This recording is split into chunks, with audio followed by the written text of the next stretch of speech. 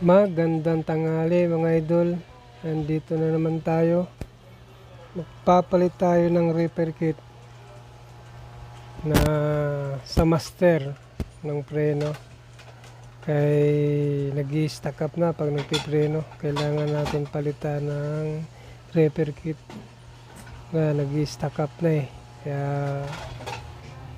yan, punasan natin kasi hinugasan ko ng tubig yan kasi medyo marami-rami yung putik kanina, nagkaroon na ng putik sa katagalan na. Kaya kailangan natin punasan. Basa ng tubig yan, patuyuin natin para malinis. At ayun na nga, maraming salamat sa panonood.